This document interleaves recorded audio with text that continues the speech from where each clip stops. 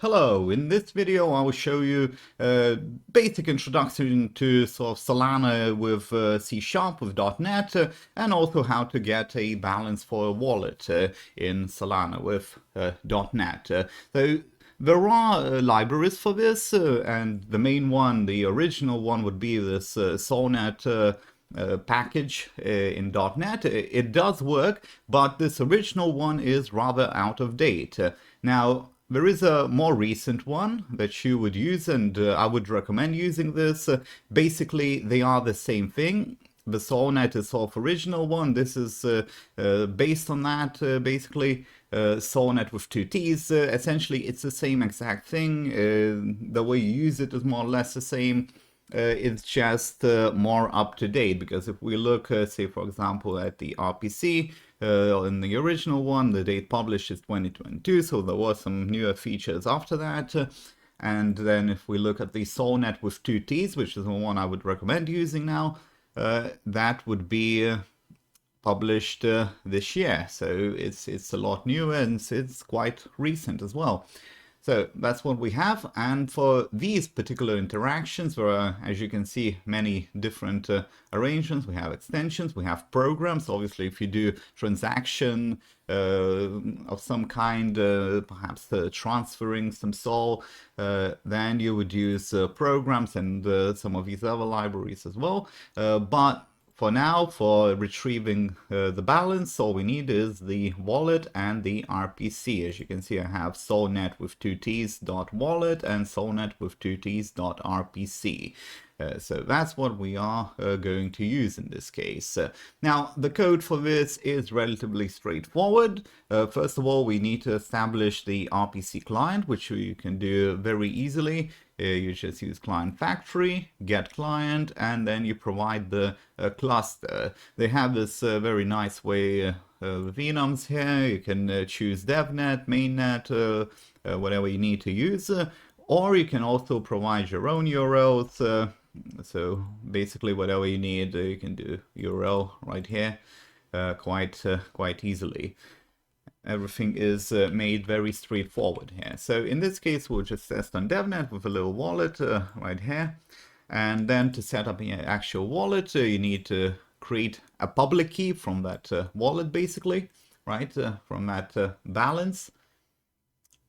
And you create that. And then you get balance. Now, get balance is a method. It's sort of, a wrapper of the RPC.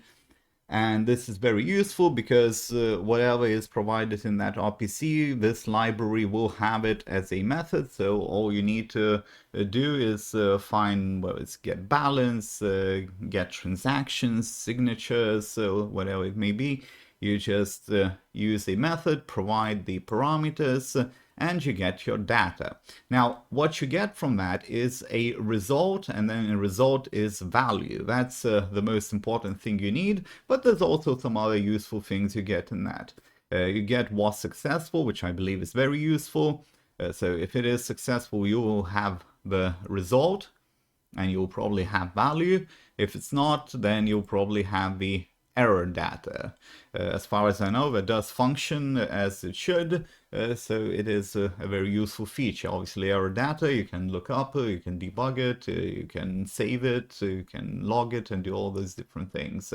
But in this case, we just use result. It's all quite straightforward. Obviously, that's not the best way to use it in real world. You would want to do some kind of logging if possible and all that. But this is what we have. Now, the value we get is actually in lampots.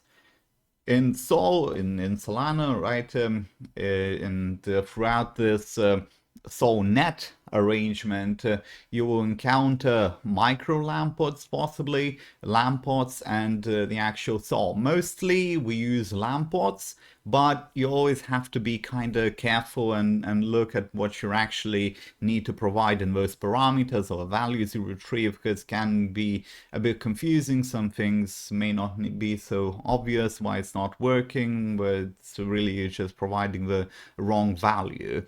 And then to convert the lampots to Sol, you just divide it by this number, and you get the Sol. Obviously, you would multiply it if you would go into lampots from Sol. And if we run it, you will see it works quite perfectly. We get the amount in Lampots, and then we get the amount in Sol. So it's all quite straightforward.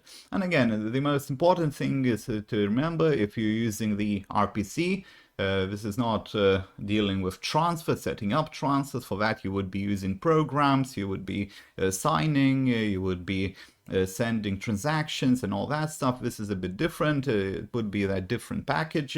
But if you're retrieving stuff from the RPC, then you just need to set up the client, and from the client you get all these different things.